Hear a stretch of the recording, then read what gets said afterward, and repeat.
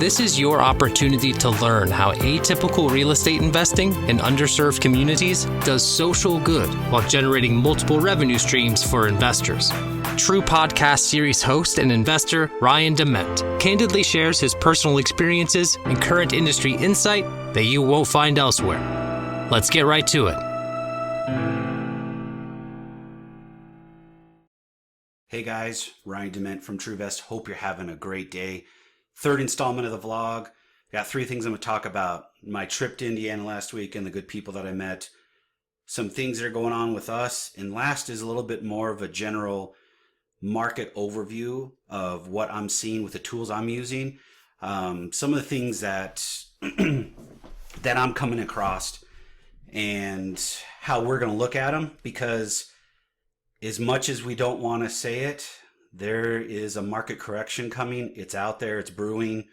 We're looking at it, but we've got to do something with it. So I'm going to talk a little bit about it, put it out there up front, talk about what we're doing. So let's get started. So last week I was in Indiana, had a great time. I met some great people. I got to meet Stephen Ralph, the director of antipoverty initiatives at the Evansville Christian Life Center. They've got a great educational program that we're going to jump on board with and refer potential home buyers to that need some extra help with financial literacy and then also their credit. So I'm really excited about that. So I'll share a little bit more about that. Met two individuals that are fed up and ready to be homeowners.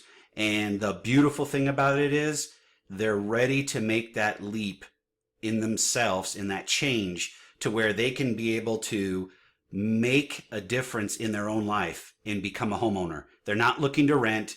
They're not looking to hang around. They're looking to be able to push forward. And they finally have hit a point in their life where they said, hey, guess what? I want to make a change and I'm here. And it's refreshing. One person that we got to meet, and this is great, is he had some troubles in the past. He went to jail, had some troubles, got out, has a really great job now and needs some help with his credit, but he's hungry and he's ready to go. He's been saving money. He's been working with the credit bureaus, but he's just not getting where he needs to go. So what do? We turned him over to Hope of Evansville and Tony to be able to work with him on his credit, and he's on his way. He should be able to buy a home in the next 3 to 6 months. The other individual we met with is a little further along to where their credit is good. Their income is a little low, so we're going to get them some help from Hope again, Tony from Hope of Evansville, but also we're going to work with them on their spending habits to be able to help them with that, and then also put together a savings plan to where they can put a little money away just in case something happens, because unfortunately at times we will actually become destitute, if you want to call it. We're all one paycheck away potentially from something happening bad to us. And what happens? We fall flat on our face. And if you're prepared for that, then you actually can move forward. And myself, I've been there before where I was living paycheck to paycheck. Now I have a different outlook on life and I can work through those things. But some people just need that extra help. And she is going to be able to get there, and she wants to get there. She's hungry. She's making those changes. So we're pretty excited about that. So I'll let you know about those two individuals in the next vlog. We are just about done with all of our rehabs. We have our Columbia Street. It's under contract. I actually have two buyers that are interested in our Indiana Street. One buyer has been knocking on our door since February to be able to buy Indiana. And the challenge that she has is credit, but she's tenacious. She wants this house and she wants to get her credit right. She's in front of the right people to get her credit taken care of. I think by the end of the month, we could get her credit recasted or rescored to where she potentially qualifies. So I'm really excited about that. And then the last piece is our new builds, our stick builds are getting close. I've got appraisals out on them right now in 3 different neighborhoods we're looking to build at in Evansville, Indiana. And I should have those back by next week. So in my next vlog, I'll be able to share that information. So be on the lookout for that. My last piece is where I wanted to spend most of my time is the market. So let's get right to it. I'll be right back. All right, guys, I'm back. This is one of the tools I use. It's called Housing Alerts. I've been using it for about a year now. And I would say it really helps me identify underlying trends within markets, but then also be able to look at the overall market piece. So we all remember the recession, the housing crash, 2007, 2008. That was horrible, but the market can't continue to always go up. And one of the things I've always learned is to have a plan B and a plan C. You can't always be building houses, flipping houses, buying and hold them. There's other options out there. You can do owner financing. You can buy defaulted mortgages. You can buy performing mortgages. I mean, there's all types of stuff. So we have different things that we're working on always. So we have performing notes, we have non-performing notes, and we have owner financing, along with what we'll be doing for stick builds, and then also some fix and flips. The fix and flips are pretty much slowing down to where we're going to get into the builds only, and then we'll continue with performing, non-performing notes, and then also owner finance deals. So a little bit about this. Housing Alerts really takes into consideration the overall market. So I look at the major markets and the markets we play in. These are the cities. I'll go down to the states first. You have Utah, Texas, Florida, Nevada, California, Arizona, Kentucky, and Indiana.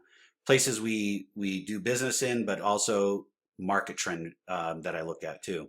And then the cities within them: Salt Lake, Dallas, Miami, Los Angeles, Las Vegas, Phoenix, Owensboro, Kentucky, which is just on the other side of the Indiana border, and then Evansville, where we're at.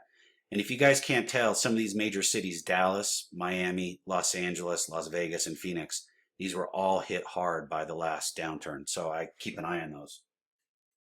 So one of the things that I wanted to show you guys is that there's some trends coming out, and this is updated through the first quarter of 2019.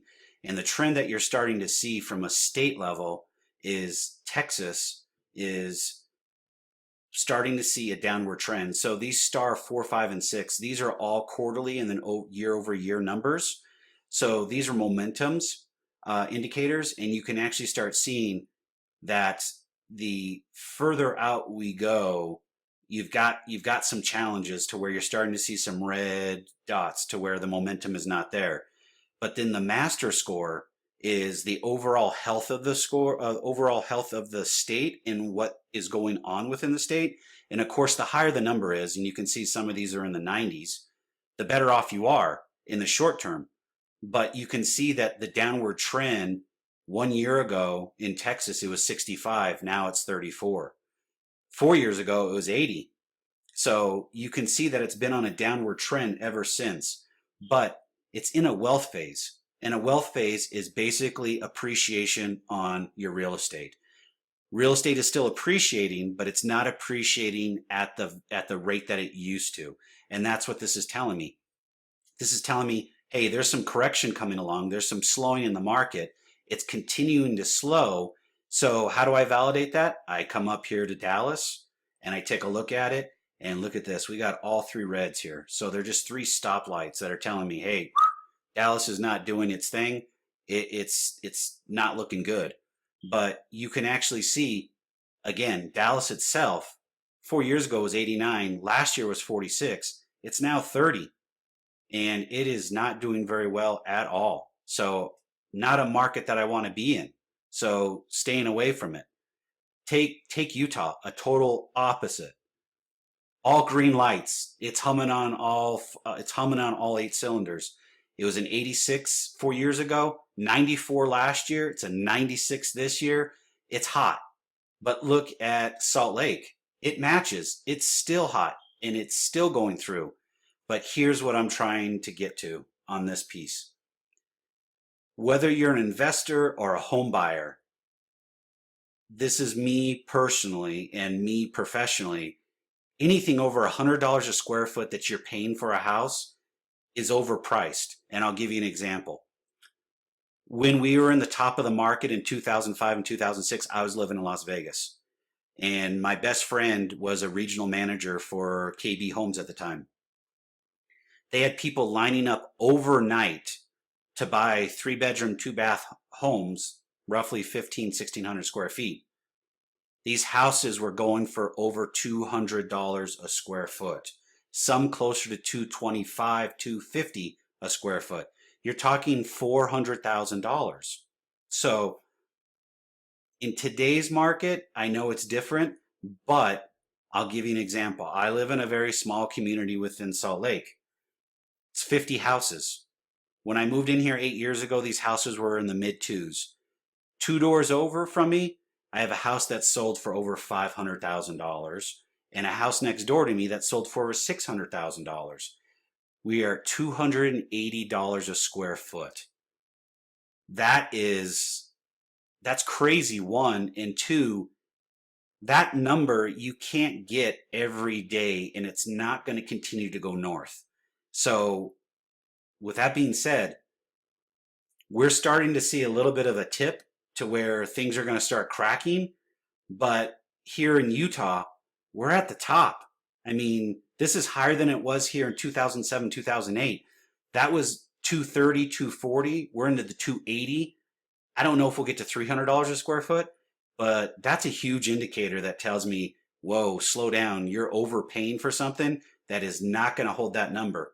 And that's scary for me because I don't want to be overpaying for a house knowing that today I have $150,000 in equity and tomorrow I could have 25.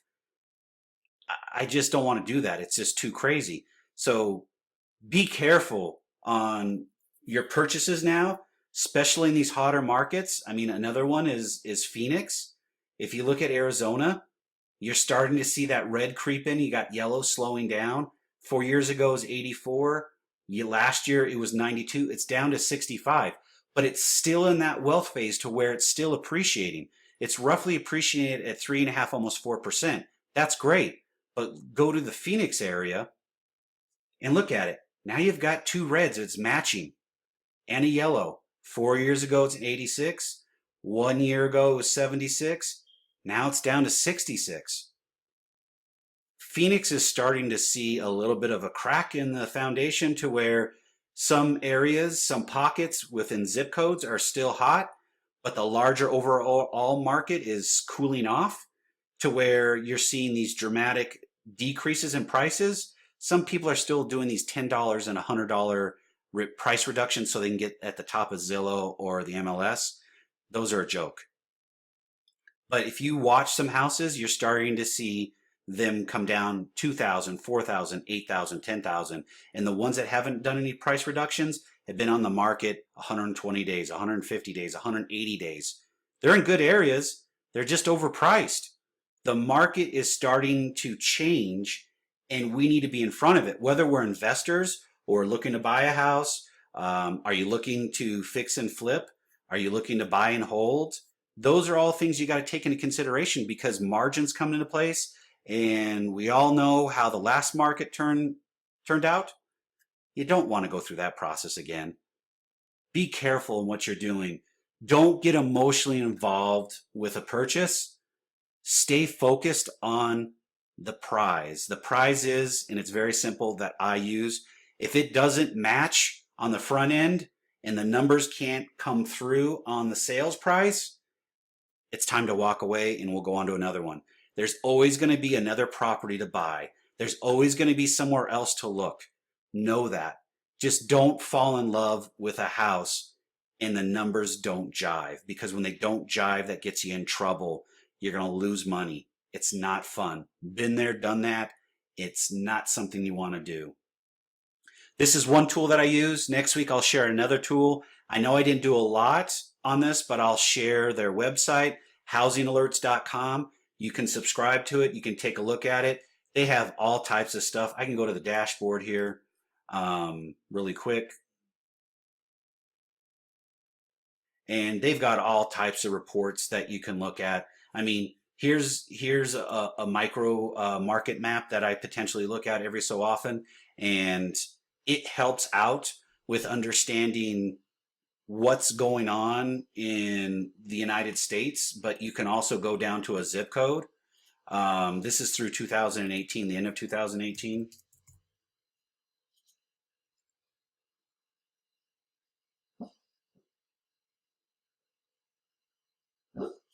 So this is actually around my area, and it's a little slow, sorry.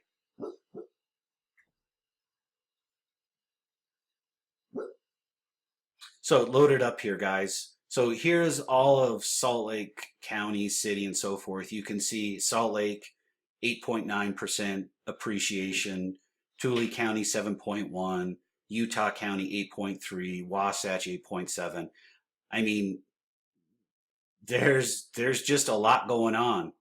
Weber County, 9.4. So there's a lot of information that I use here, but I try not to overwhelm myself to where I don't want to confuse myself on what's going on, and then I get lost in the analysis by paralysis, or paralysis by analysis, however you want to say it. But for me, it's all about, very simple, is my dashboard, and I just try to get in there and get to the market tracker. Slow, sorry.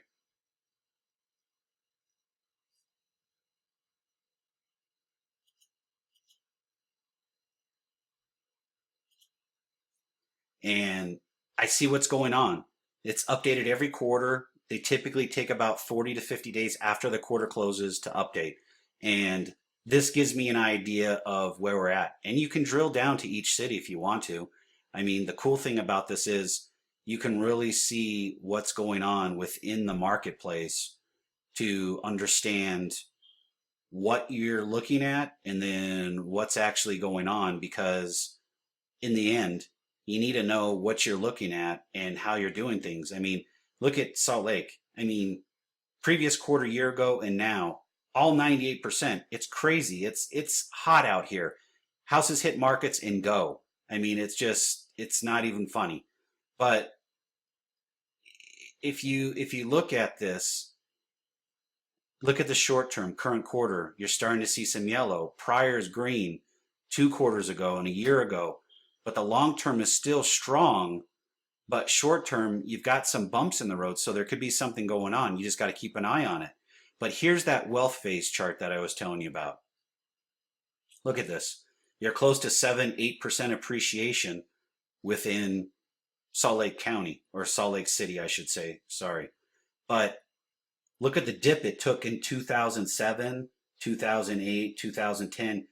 Had a huge hit. Look at the peak. You're over 15%, let's say 18, 19% there. And then down here, you lost 12 to 15%. So so guys, to recap here, all I'm trying to do is get in front of a wave and always be in front of it. Can you beat it? No, I'm not trying to. I'm just trying to be educated. So for me, it's all about making sure I'm in the right place at the right time and minimize any type of exposure. This is one of many tools that I use to help me minimize that exposure and can potentially help me not lose my pants, type of a thing. So just another tool to use, showing you a little bit about what we're doing. So next week, I'll share another tool. Hope you guys have a great, productive week. I'll be out traveling next week, so I'll share some of my tidbits from my travel. Look forward to talking to you guys. See you on the other side.